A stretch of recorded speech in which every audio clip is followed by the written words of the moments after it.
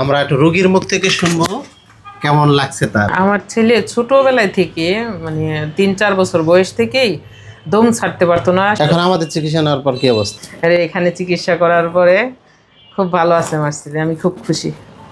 তো খুব ভালো চিকিৎসা, আপনারা অবশ্যই আসবেন এখানে।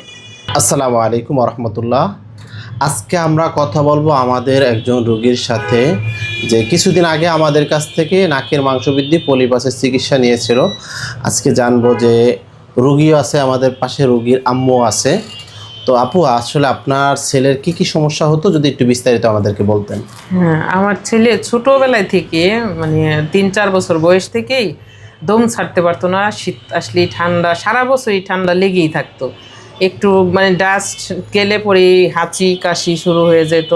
আর ঠান্ডায় রাত্রে ঘুম আসতে পারতো না, ড্রপ ছাড়া ও ঘুম মানে নাকই খুলতো না, মানে এমন অবস্থা।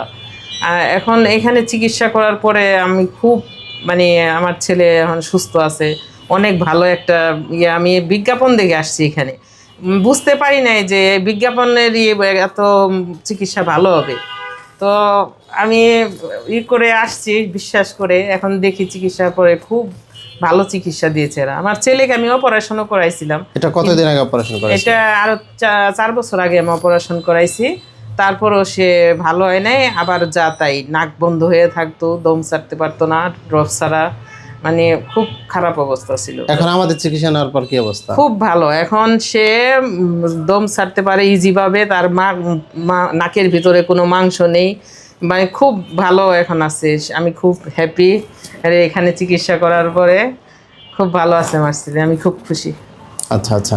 তো আপনার বাচ্চার মতন আসলে এরকম অনেকেরই সমস্যা আছে, তাদের উদ্দেশ্যে কি আপনার কোনো মেসেজ আছে কিনা? হ্যাঁ, অবশ্যই এখানে আসবেন, একদম ভালো সুচিকিৎসা পাবেন। এটা কোনো ভুয়া না। আমি নিজেই প্রথমে বিশ্বাস করতে পারি না যে বিজ্ঞাপন দেখে আসলে এত ভালো চিকিৎসা পাবো। তো খুব ভালো চিকিৎসা, আপনারা অবশ্যই আসবেন এখানে। এটা খুব ভালো একটা চিকিৎসা কেন্দ্র।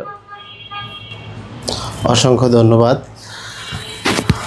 আচ্ছা, আজকে আমরা একটা রোগীর মুখ থেকে শুনবো কেমন লাগছে তার।